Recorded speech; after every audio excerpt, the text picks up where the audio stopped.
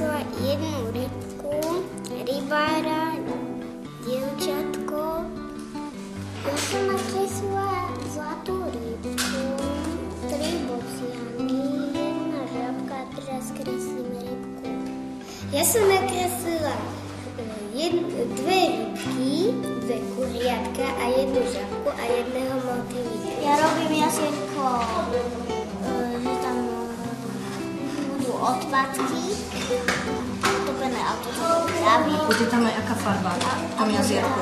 Aj čierna farba. Lebo je znečistená. Veď môžeš aj tú hlavičku robiť? Môžem si dať hlavičku? Ako? Môžeš, jasné. A to keď sa zmieša, to bude také pekné.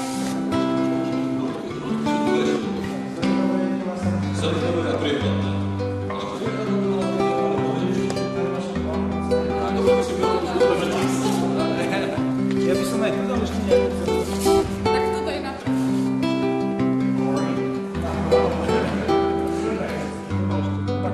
Kubačková zo Šumošovce. Tretí je Dávid Halahia. Moment. Číslo je Halahia.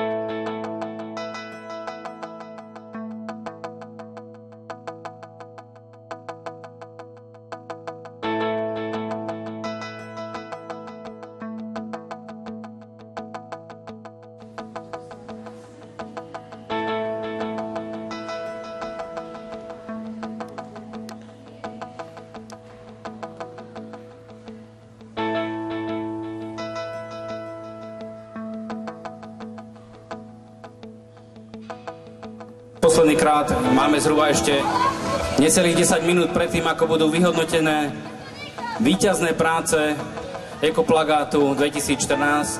A pán primátor a jeho šarmantní asistenti budú odovzdávať tieto ceny. Takže začneme od 1. stupňa, čiže od tých menších detí ročníky 1 až 4. Pokračujeme ďalej, základná škola z Necpál, Katka Oravcová. Katka, si tu? Na druhom mieste máme aj miestnu opäť z Evangelickej spojenej školy tu Martine, Tereska Chovancová. A potom máme takú kolektívnu cenu do základnej a materskej školy v Turčianskej Štiavničke Ninka Vrabcová, Paťo Gregor a Kristián Mičík. Základná s materskou školou Dolinského Michaela Nátna. Miška si už kráča hore na pódium. Gratulujeme. Ešte by sme chceli fotku s Turvodiačikom a pánom primátorom. Poďte sem hore na pódium, kľudne všetci víťazi.